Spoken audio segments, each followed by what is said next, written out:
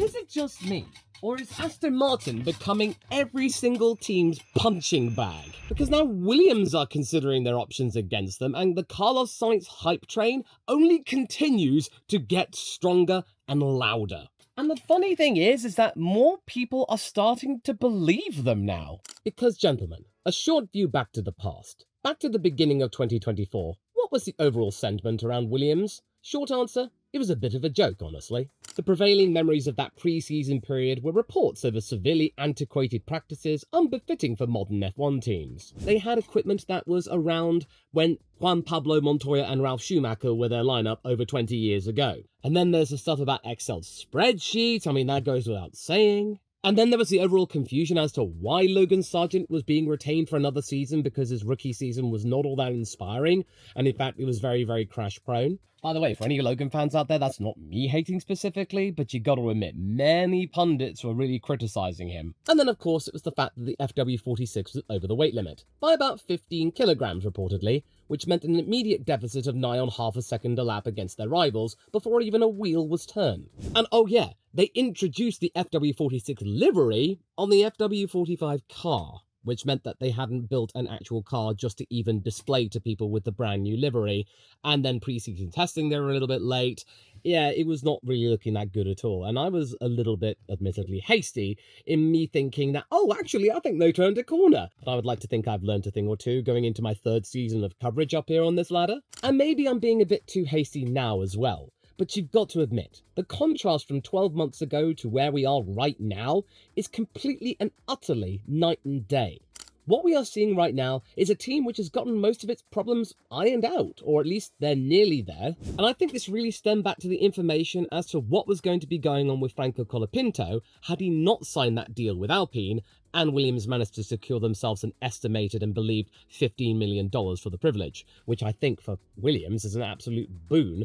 But what Williams had in mind was a very intensive TPC campaign over 2025. That's the testing of previous cars, which Williams undertook in Barcelona just a couple of days ago, which I believe is the first time in the modern era that Williams have had the capacity in which to actually do this, which is actually very similar to what Haas were able to achieve just a couple of weeks ago with Ocon, Behrman and Magnussen taking part in a testing of previous cars with the 2023 Haas, something that they were really proud of. And now we find out that not only does Gene Haas not have to put in any money for 2025, Haas turned a profit last year. But I reckon that Carlos will benefit from just as much in terms of the overall scheme of running things with Williams. Not to mention they'll gain a lot of kudos on social media because they'll just point, Carlos in Williams' car!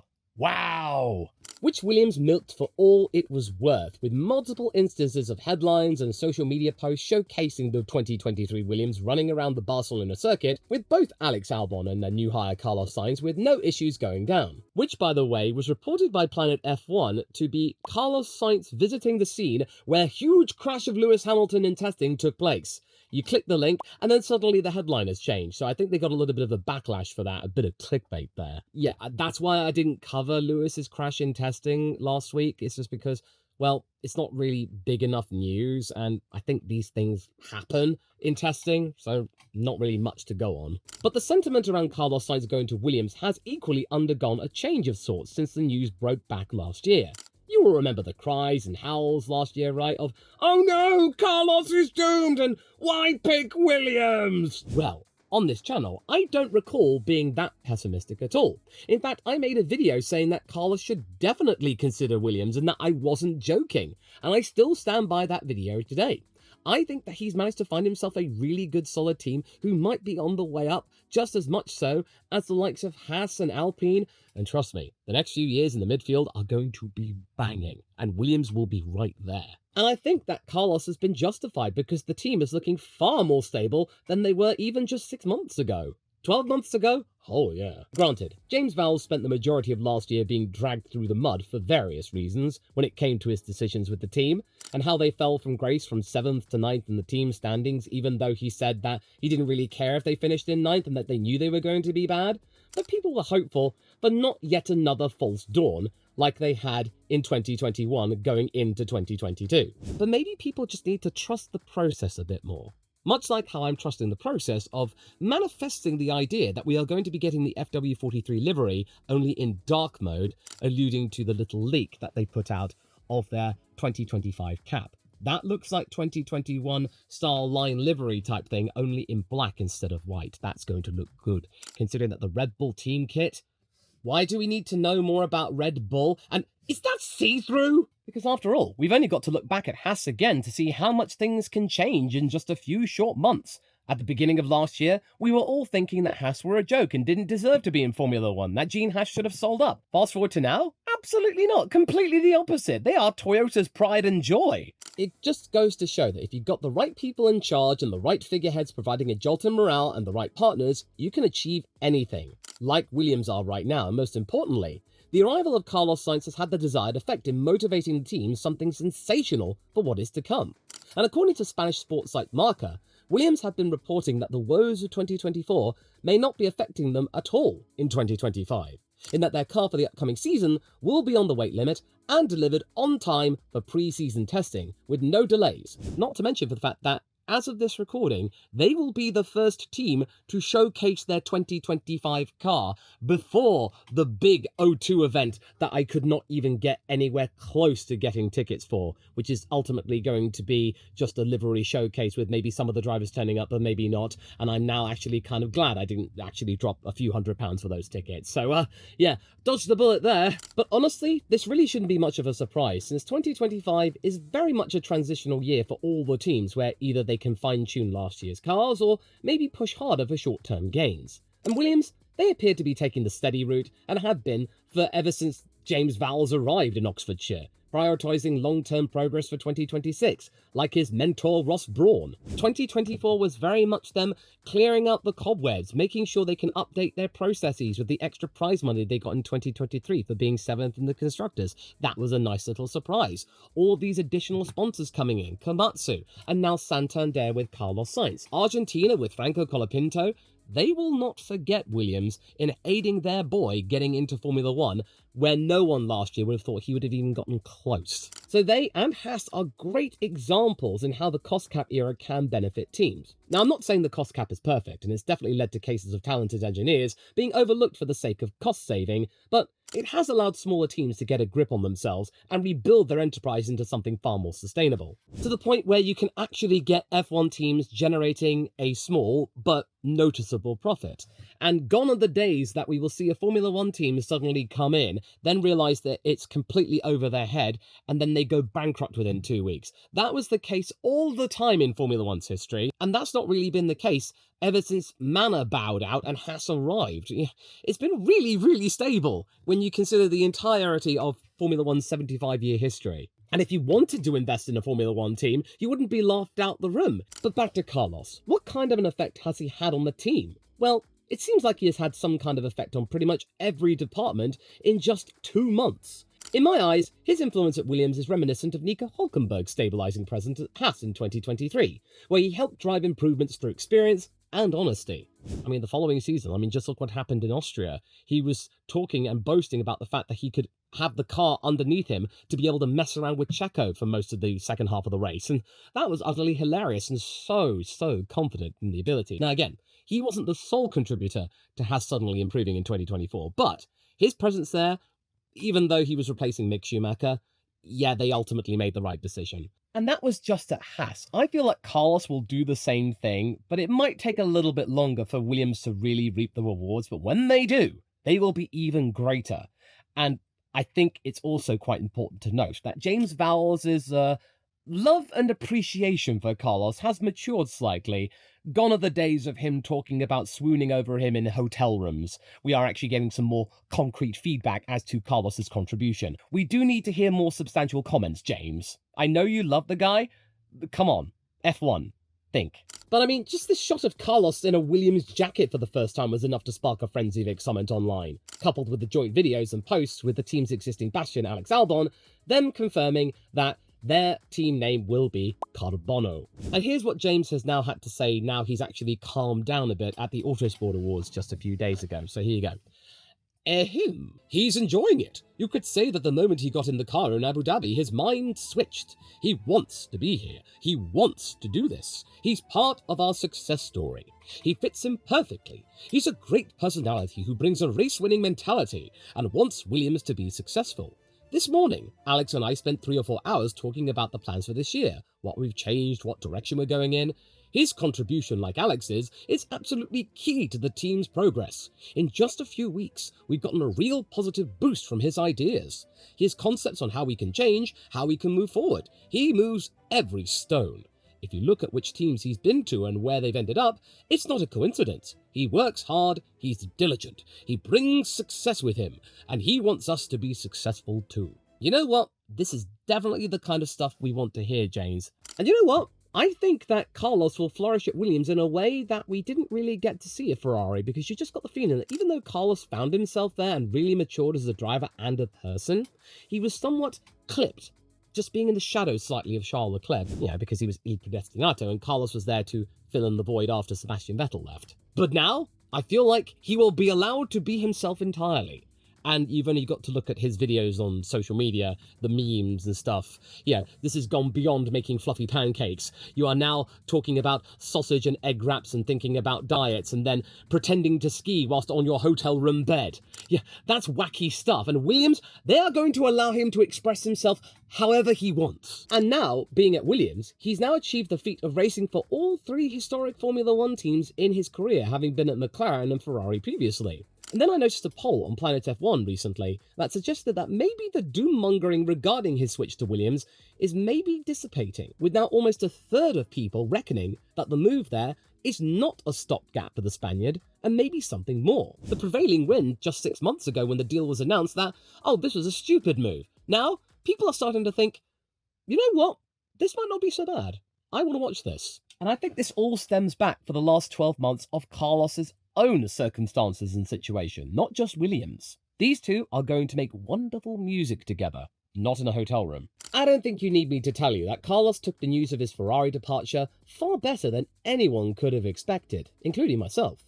Much like how Sebastian Vettel coped with the news that the Scuderia had forsaken him in 2020. But the German champion took the news with very good grace, and at not one moment did you witness any bitterness, resentment, or anger aimed at the Scuderia. Instead, throughout the entire season, we got a really cool, calm, collected Sebastian who was just getting on with his job, doing all that he could, and then he bowed out with fantastic respect and admirability in Abu Dhabi. It was all really sweet and emotional. But in 2024, we saw a similar thing happening with Carlos, but with even more emphatic results, and him going out on an even bigger high. 2 wins and bringing the team to the brink of a Constructors' Championship in his final year with them, and he too did not split feathers about being replaced with Lewis Hamilton. Yeah, I'm pretty sure that he is still quite sad that Mercedes and Red Bull did not consider him, even though you only have to look at the Red Bull situation and realise that Christian Horner would never allow him next to Max Verstappen.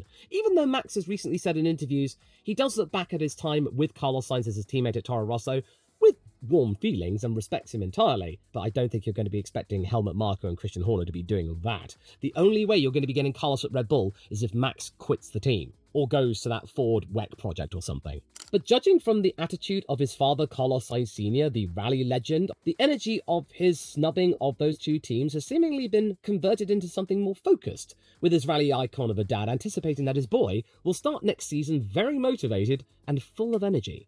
There's a point to prove here, clearly. And I sense that Williams will be more than happy to allow Carlos to do whatever he wants, and they will do whatever he says, because you've got to remember, Carlos Sainz has been there since the beginning of the rejuvenation period after Ferrari's 2020 Annus Horribilis. He's seen how the team has transformed itself. He's managed to collate all of that stuff in his head, and much like Fernando Alonso, Carlos is effectively a racing genius, and that is going to be used to the hilt by James Vowles. He is going to take every single word and put it down, like he said in that quote. I trust James to do that, and I trust Carlos to commit himself 100%. They'll enable him to prove the doubters wrong and show Ferrari in a more constructive and productive and mature manner that maybe he had more to give them before he got his marching orders. But I would argue that we'll see an even better Carlos at Williams going into the next phase of his career. And it's now just dawned on me that Carlos, at the age of 30, is the 4th oldest driver on the grid. The 3rd oldest is Nico,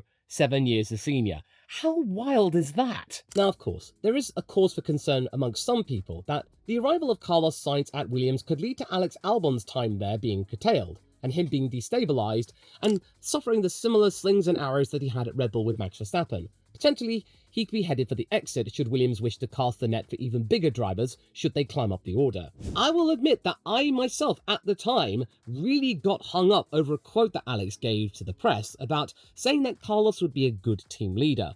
I interpreted that as him rolling over and completely allowing Carlos to run roughshod over him, assert the leadership role, and then Alex would be left for dust. That it was already over, Alex had lost, and he's just waiting out the clock of his contract. Whilst that was a very still peculiar thing to say, you've only got to look at the context from a broader level and what Carlos has been doing in the last couple of months.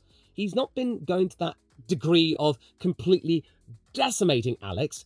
No, he's actually been embracing Alex. They've been seen together so many times in various photos, and Carlos has been saying many times that he views Alex as a good friend, especially from the Red Bull Junior days, and really looks forward to working with him, which I cannot tell you is a huge relief. And it's really making me think that these two mean business, that even though they've got a lot of points to prove, they've got one thing in common that will stand the test of time, because it seems like Williams' current situation, where they're about to rebuild something serious, is akin to what I saw at McLaren back in 2019 when Carlos arrived himself there, where there was no room for finger-pointing, bickering amongst the drivers as to who was the leader, or even gamesmanship, and instead, a need to lay the cards out on the table, keep a level head, be honest about your failings, and get on with rebuilding the team. Carlos played a major role in restructuring McLaren back then to great effect, the team having faith in his abilities, and becoming the first team outside of the Red Bull wheelhouse to give him a multi-year deal. And I think you can safely say that the team, McLaren, were well rewarded for it. That final season of them together, 2020, they ended 3rd place in the Constructors. Absolutely remarkable. But at Williams, this could be even more effective and even more potent. Now, of course, Williams and McLaren, their infrastructure are very different from when the respective times of Carlos being there. It's going to take a little longer to see the results with Williams, but I do have high hopes for them, and that Carlos will be an even bigger boost for morale and have even more experience under his belt. Williams putting so much faith in him. And grateful that he even has a seat for 2025, and that actually, he seems to be quite optimistic. All of the pictures that I have seen, he's been smiling, beaming, he looks relaxed, he feels confident that he can be himself and express himself, and he has full authority. There's no internal politics, there's no drama, there's no ways of doing things, you know, the Williams way, tradition or something like that, because Williams is a completely different team. You know, like with Ferrari or McLaren back in the day under Ron Dennis, or Mercedes now under Toto, which now Lewis is gone, I feel like he's going to exert even more about, how we do things in Mercedes and that certain things cannot be done. You know, like with Valtteri Bottas' nude calendar, that's not going to be a thing anymore under Toto because that's just not how Mercedes do things. In fact, Valtteri's lucky to even be able to keep his ugly mullet. But make no mistake, Carlos will take everything that he's learnt at Ferrari and put it into practice with a team which is more than receptive and a teammate who is willing to work with him and not seek to undermine his presence. With James Vowles seemingly confident that whilst he does expect both men to clash on track at times, he expects potential scenarios to be fought cleanly. And, something to note, neither men have a political bone in their body. And I would be inclined to believe that. I cannot tell you how astonished and relieved I was when I heard that, because James, is absolutely correct. Neither driver will want to become the thing that they loathed and despised at Red Bull, being politically minded, trying to undermine the other through drama and internal governance. That's not how they want to do things. They just want to get on with the job of rebuilding the team to its historic glory. They're both Red Bull refugees. They know what it's like to be under the thumb of Max Verstappen's management team. They know what it's like to be undermined by the likes of Christian Horner. Because even though they gave it a go, that go was not simply good enough for them to stay. You know, Carlos being used as a bargaining chip for Renault, and Alex Albon, whilst being nice and barely decent in 2020, he simply could not hold a candle to Sergio Perez at the time, and also the Mexican dollary dues. Now, by the way, I'm not casting dispersions at Max specifically, but it's the way his management were able to orchestrate his tenure with Red Bull being absolute, and it was performed in a manner in which the guy opposite him would be unlikely to reap similar rewards unless they were willing to push back even harder. Which is what could happen with Liam Lawson, because his management team, being equally feisty as Max's in attending for what is best for their client, could be very spicy next year. But in the case of Carlos and Alex, they got burnt by that experience and they do not want to emulate that in any way, shape or form.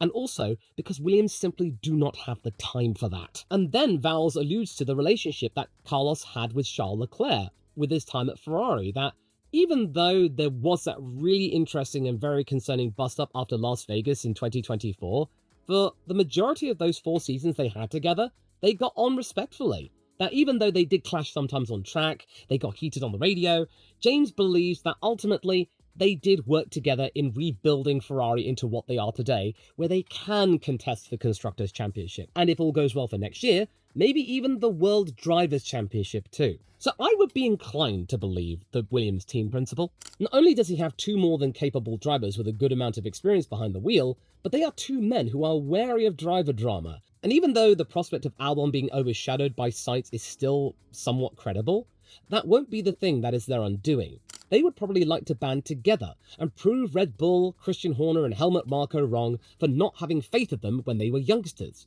And James is more than happy to make the most of that internal motivation to prove Red Bull wrong. Now, this might seem a little bit nebulous for you, that is just me guessing that Williams will be fine in 2025, but we still got to remember, James is not expecting miracles next season. Carlos is saying that it's going to be a pretty tough year where points are going to be somewhat scarce. What they're trying to do is be ready for 2026 and that they continue to improve their logistics and how they do things and how they build a car, and ideally have a car that is not prone to crashing all the time and leaving a repair bill at the end of the season that is going to 7 figures. The team said it was completely abnormal and unsustainable to have that kind of a repair bill, and they're right. And may I remind you, it's not Franco or Logan's sole responsibility for all of that stuff. Alex was culpable and accountable as well. You gotta remember that. But the attitude toward Williams is completely different to that of 2024's beginning amongst the fandom. And I think the tenure of Franco Colapinto played its part in that rejuvenation process, with Argentina's love for Williams returning from the days of Carlos Reutemann's near miss of the 1981 world title. Williams could be the making of Carlos Sainz after all, where he becomes a complete driver. We saw the beginnings of that in 2023 and 2024. The next couple of years could see the maturation of all of that. And even though, yes, he is into his 30s, he doesn't have long to be in his prime, he's still got a few more years to see what he can do with this team and how he can help rejuvenate it. And we've all seen the infographics in that whatever team Carlos finds himself in, he leaves it in a much better state. Yes, of course, there are other factors and reasons to take into account there, but it is a very interesting infographic, you got to admit. It's certainly more than just a coincidence. Not to mention, he's no longer shackled by the Ferrari brand restricting his public image. And something which I am taking more seriously after the supposed curtailment of certain behaviours of Bottas upon his return to Mercedes, and how Lewis was able to flourish when Toto gave him those freedoms. Williams are able to test their old cars, something that they couldn't do last year because they couldn't even get their current car up and running at all. They supposedly have no issues with the FW47, everything's running on time, and if it's all going well, then their 14th of February car launch will be a real major sign that they are ready to go. And then most importantly, their driver lineup is probably the least dramatic, stable, and most experienced and solid that they've had since the mid-2000s of the days of Heidfeld and Webber. And they're keen to punch high, despite 2026 being their main mission objective. And you know what? Much like with Haas, much like with Alpine, because Pierre Gasly's feeling feisty for 5th place in the Constructors, I want Williams to play their role in humbling the likes of Aston Martin, proving that you don't have to be a Goliath in which to find some success in Formula 1 if you're not the Big Four. Seriously, what's Papa Stroll team become? Sure, they've got some nice swanky facilities, but what good is that if one of their drivers is not doing their part, and then the technical team is in some sort of limbo, and then Adrian Newey is talking about him potentially being overstretched because Papa Stroll might want him to do absolutely everything to bring short-term glory. It's an absolute minefield for them. But Williams, yeah, I have total faith that they can be better, much more so than last year, and I hope that I'm right. Because even Fernando reckons that Williams are a team to be reckoned with.